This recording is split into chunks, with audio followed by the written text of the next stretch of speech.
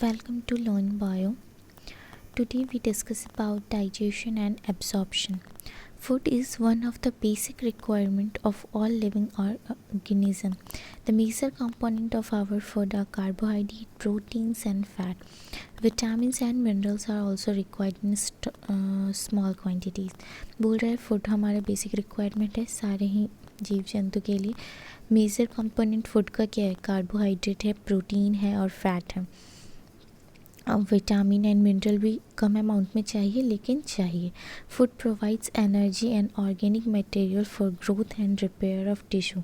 The water we take in plays an important role in metabolic processes and also prevent dehydration of the body.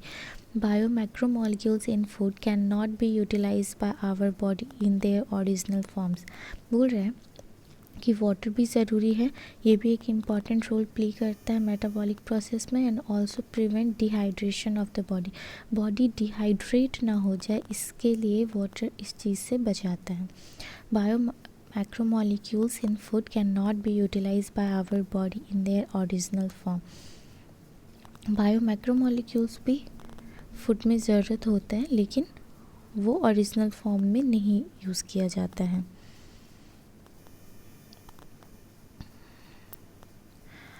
They have to be broken down and converted into simple substances in the digestive system. This process of conversion of complex food substance to simple absorbable form, इसी को हम लोग क्या कहते हैं? इसको हम लोग डाइजेशन कहते हैं. And is carried out by our digestive system by mechanical and biochemical method. ये हमें ध्यान रखना होगा. इसमें दो तरीका होता है. इस carried out by digestive system कौन कौन सा? तो एक मैकेनिकल और एक bio chemical.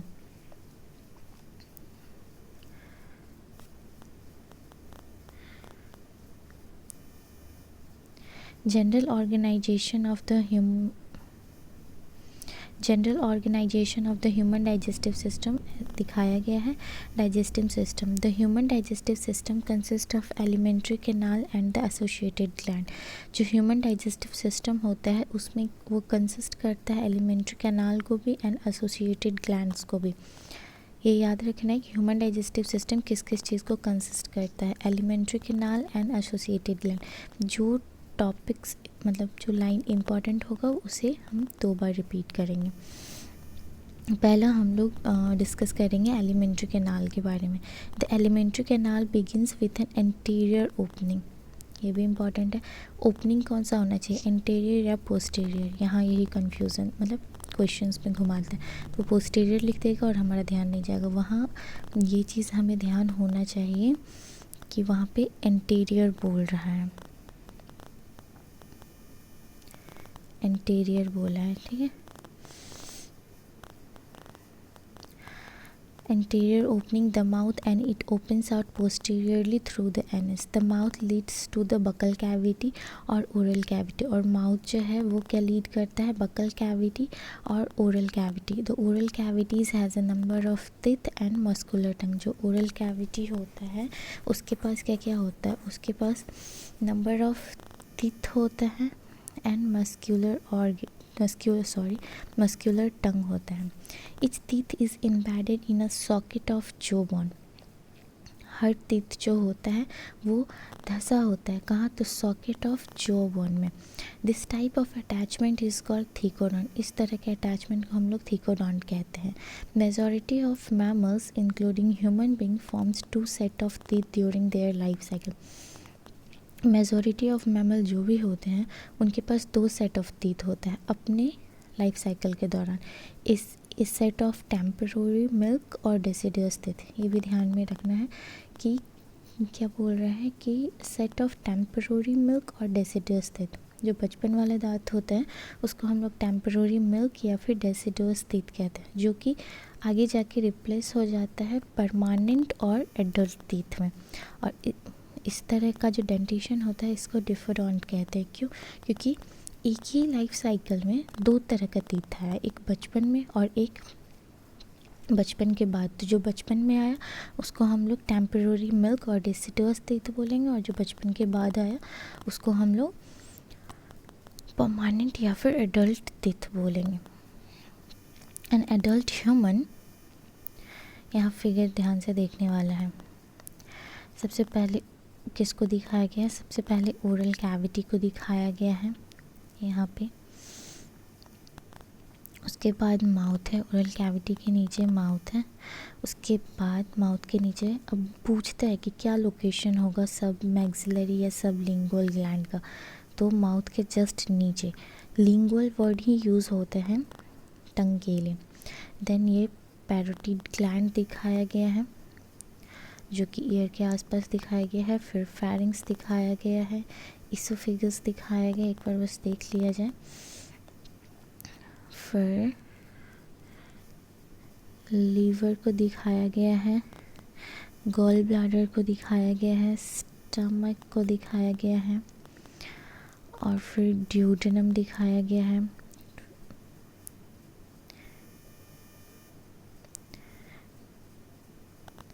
Then transverse colon दिखाया गया है, ascending colon, ileum, stomach, pancreas, jejunum, descending colon, sigmoid colon, rectum, anus और फिर सीकम एंड वर्मिफॉर्म अपेंडिक्स। इन सब का फंक्शन आगे देखा जाएगा।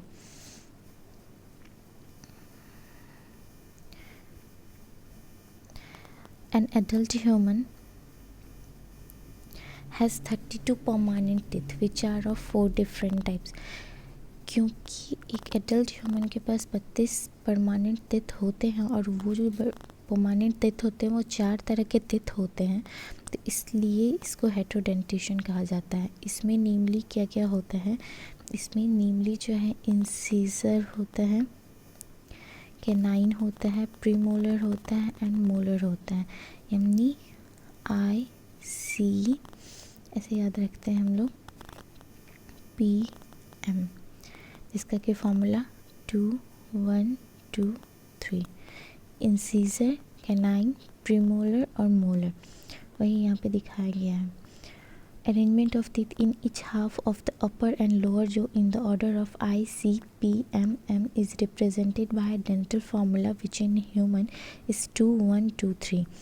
पहले तो 32 है यानी 16 ऊपर 16 नीचे, अब फिर 16 ऊपर या नीचे 16 को आधे भाग में बांट लिया जाए। जैसे ये क्या है, ये 16 ऊपर 16 नीचे, फिर इसको आधा बांट लिया जाए और फिर काउंट किया गया है, तो ये 2 1 2 3 है। The hard chewing surface of teeth is made up of enamel. बोल रहा है जो hard chewing surface of teeth होता है जिसको कि हम लोग इनामेल कहते हैं, जो कि हेल्प करता है मास्टिकेशन ऑफ फूड में, मतलब खाना को चबाने में। The tongue is freely movable muscular organ जो कि अटैच्ड होता है to the floor of oral cavity by the frenulum. जो टंग है वो फ्रीली मूवेबल है क्योंकि हम टंग को किधर भी घुमा सकते हैं, ऐसा नहीं है कि हम लोग जिधर मन उधर घुमा सकते हैं। जो कि अटैच्ड है, लेकिन ये नहीं कि घुमा रहे तो गिर जाएगा। ये एक फ्लोर ऑफ ओरल कैविटी से अटैच्ड होता है जिसे हम लोग फ्रेन्यूलम कहते हैं। The upper surface of tongue has a small projection called papillae, some of which bear taste burn. जो अपर सरफेस होता है टंग का, उसके ऊपर स्मॉल प्रोजेक्शन होता है जिसको पैपिली कहते हैं और वहाँ टेस्ट बर्ड होता है।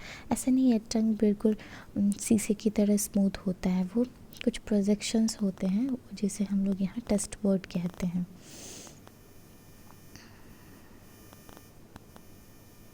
The oral cavity leads into a short pharynx which serves as the common passage for food and air। बोल रहा है ओरल कैविटी, ये जो ओरल कैविटी होता है वो कॉमन पैसेज है। ओरल कैविटी से फूड भी जाएगा एंड एयर भी जाएगा।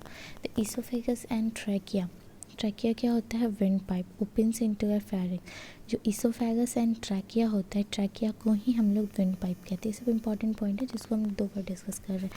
इसोफेगस एंड ट्रैकिया, ट्रैकिया क्या होता है? विंड पाइप को कहते हैं। दोनों ही इसोफेगस एंड ट्रैकिया दोनों खुलेगा कहाँ? तो फेरिंक्स में। A cartilaginous flap called epiglottis prevents the entry of food into the glottis. एक कार्टिलेजिनस फ्लैप होता है जिसको हम लोग एपिग्लॉटिस कहते हैं, वो रोकता है ग्लॉटिस को में फूड ना चला जाए, उसको रोकता है।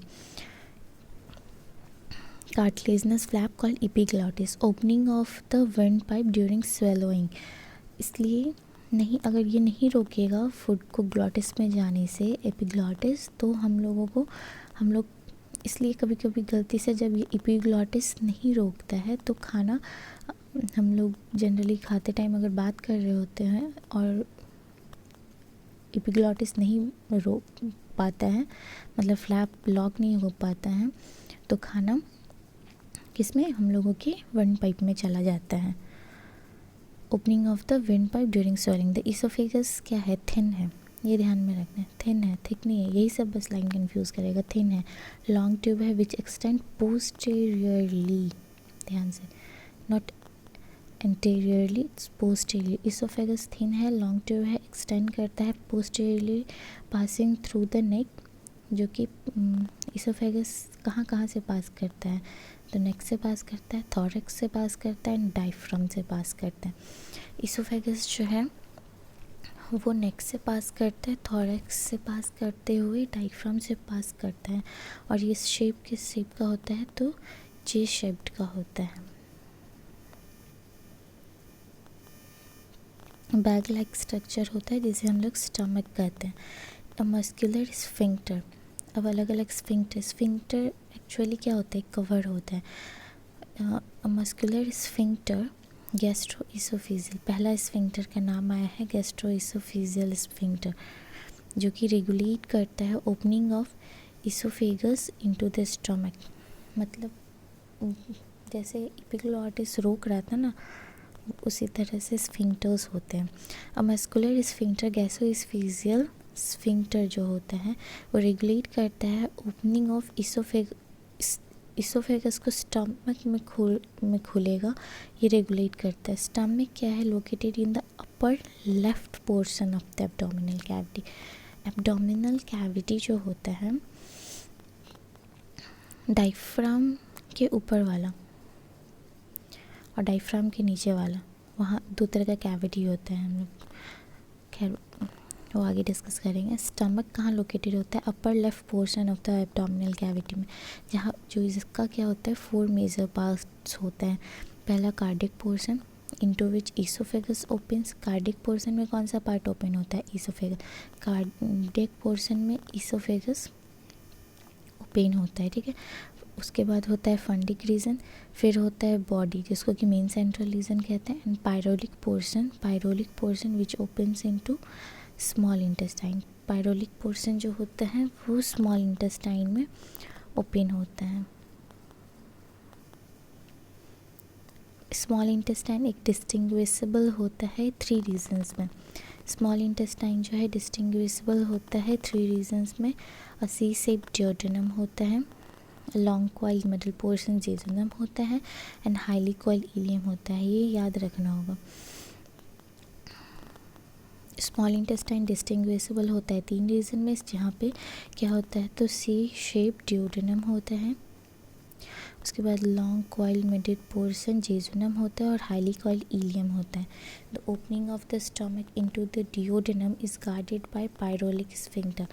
बोल रहा है ओपनिंग ऑफ स्टमक जो है वो कहाँ किससे गार्डेड होता है, तो पायरोलिक स्फिंक्टर से. मतलब स्टमक का ओपनिंग ड्यूडेनम में होगा. स्टमक का ओपनिंग कहाँ होना है, ड्यूडेनम में. तो वो यहाँ किस चीज़ से गार्डेड होगा, तो वो पायरोलिक स्फिंक्टर से गार्डेड होगा. स्टमक का ओपनिंग होगा ड्यूडेनम में, तो गार्डेड होगा पायरोलिक स्फिंक्टर से. इलियम, ये सब बस पूछेगा कि इलियम कहाँ ओपन होता है. इलियम जो है लार्ज इंटेस्टाइन में ओपन होता है. Ileum opens into the large intestine. और कंसिस्ट क्या करता है लार्ज इंटेस्टाइन, तो caecum, colon and rectum. Caecum क्या है, एक स्मॉल ब्लाइंड सेक है जो कि होस्ट करता है सिम्बायोटिक माइक्रो ऑर्गेनिज्म को. कहने का मतलब है सीकम जो होता है उसके अंदर बहुत सारा सिम्बायोटिक, मतलब ऐसा नहीं है जो हमारे यूज़ का होता है उस तरह के माइक्रो ऑर्गेनिज्म होता है. Narrow finger like tubular projection, जिसका narrow finger like tubular projection होता है. द वर्मीफॉर्म अपेंडिक्स जो कि एक वेस्टिजियल ऑर्गन है, वो कहाँ से अराइज होता है, सीकम से. The vermiform appendix, which is a vestigial organ, arises from the cecum. Vermiform appendix क्या होती है? वर्मीफॉर्म अपेंडिक्स है वो कि जो कि वेस्टिजियल ऑर्गन का मतलब क्या होता है? जो हमारे यूज़ का नहीं है, लेकिन ये अराइज कहाँ से होता है? तो सिकम से होता है।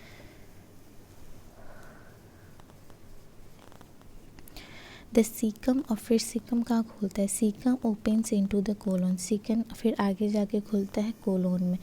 Caecum opens into the colon. Colon is divided into 4 parts. फिर कोलोन जो है वो डिवाइड हो जाता है 3 पार्ट्स में।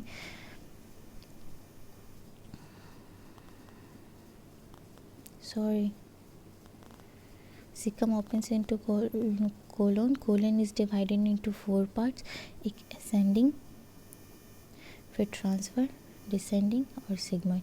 Ascending, transfer, descending और sigmoid. Sigmoid colon. The descending parts opens into the rectum. जो descending part होता है वो कहाँ खुलता है? descending part rectum में खुलता है. descending part जो होगा वो opens into the rectum, which opens out through the anus. जो कि open out होगा कहाँ से? फिर anus में. The wall of alimentary canal from esophagus to rectum. Oesophagus से रेक्टम तक जो होता है वो 4 लेयर का बना होता है. पहला serosa, muscularis, submucosa and mucosa. Serosa जो है सबसे आउटर मोस्ट लेयर है and is made up of thin, that is important, thin होता है. मेसोथीलियम, इपिथीलियम और विसरल ऑर्गन. मेसोथीलियम क्या होता है? इपिथीलियम जो होता है ना विसरल ऑर्गन का, उसी को मेसोथीलियम कहते हैं. तो सिरोसा सबसे बाहर वाला लेयर है जो कि थिन मेसोथीलियम का बना है. और सिरोसा में पूछ सकते हैं, सिरोसा में पूछेगा कि पहला क्वेश्चन ये पूछेगा सिरोसा थिन होता है या थिक? तो थिन होता है. ये सबसे बाहर वाला लेयर है, हाँ सबसे बाहर वाला लेयर है. और उसके बाद पूछेगा कि इसके पास क्या कनेक्टिव टिश्यू होते हैं सिरोसा के पास? तो हाँ सिरोसा के पास कनेक्टिव टिश्यू होते हैं. Muscularis is form by smooth muscles usually arrange into inner circular and outer longitudinal. Muscularis जो होता है वो फॉर्म होता है कैसे? तो स्मूथ मसल्स से. तो वो अरेंज्ड कैसे होता है? Inner circular and outer longitudinal. अब यहाँ से क्वेश्चन क्या बनेगा? मस्कुलरिस कैसे फॉर्म होता है? मस्कुलरिस स्मूथ मसल्स से फॉर्म होता है. तो उसके बाद इसमें पूछ सकते हैं कि इनर जो होता है वो लॉन्गिट्यूडिनल होता है या फिर सर्कुलर होता है. तो ये ध्यान में रखना होगा कि जो अंदर वाला होता है वो सर्कुलर होता है और बाहर वाला लॉन्गिट्यूडिनल लेयर होता है. एक ऑब्लिक मसल लेयर भी प्रेजेंट होते हैं कुछ रीजन्स में.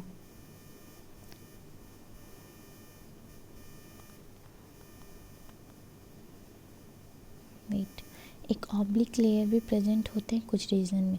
The submucosal layer is formed of loose connective tissue containing nerves, blood and lymph vessel.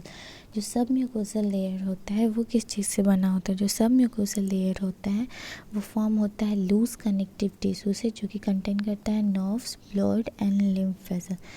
अब सबम्यूकोसल लेयर पूछ सकता है किस तरह के कनेक्टिव टिश्यू से बनता है? तो लूज कनेक्टिव टिश्यू से. अब पूछ सकता है सब म्यूकोसल लेयर जो होता है वो क्या क्या कंटेन करता है? तो जो सब म्यूकोसल लेयर होता है वो कंटेन करता है nerves, blood and lymph.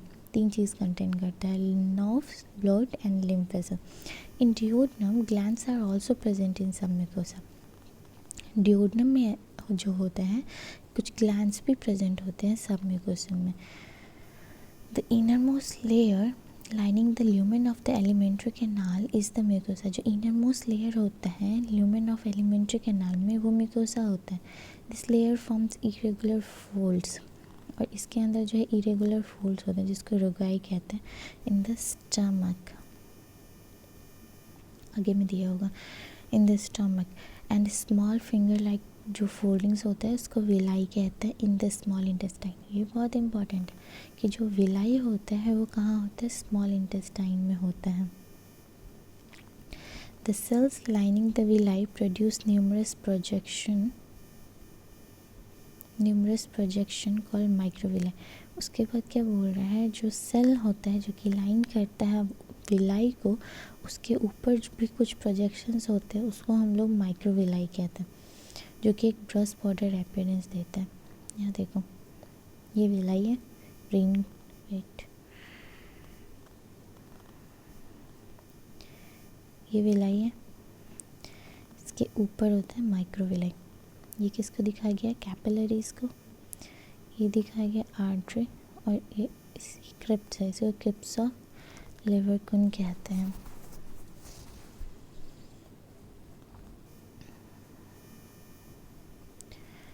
Projection call microvilli giving a brush border appearance देता है। दिस मॉडिफिकेशन एक्चुअली, ये जो मॉडिफिकेशन विलाई और माइक्रोविलाई का होता है, इन सब का काम बस ये होता है कि सरफेस एरिया बढ़ाना। Villi are supplied with a network of capillaries and large lymph vessel called lacteal, जो कि यहाँ दिखाया गया था, लैक्टियल येलो कलर में जो दिखाया गया। बोल रहा है विलाई भी सप्लाई होता है, इसमें बहुत सारे कैपिलरीज होते हैं, कुछ लार्ज लिम्फ वेसल्स होते हैं, जिसको कि लैक्टियल कहते हैं। Mucosal epithelium has a goblet cell which secrete mucus that helps in lubrication। जो म्यूकोसल एपिथेलियम होते हैं उसके पास क्या होता है? गॉबलेट सेल होता है, जो कि म्यूकस को सिक्रीट करता है और हेल्प करता है ल्यूब्रिकेशन में। Mucosa also forms glands in the stomach. Mucosa जो होता है वो स्टमक में ग्लैंड्स बनाता है, जैसे gastric gland, and crypts in between the bases of villi in the intestine. और क्रिप्स का एक्चुअल ऐसे नॉर्मल मतलब होता है कोई भी जगह, जैसे कि छोटा सा जगह होता है ना, गुफा टाइप, मतलब गुफा भी नहीं, छोटा सा बोल सकते हैं जगह।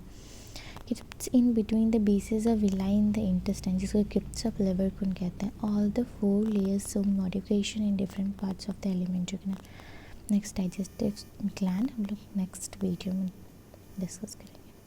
Thanks for watching.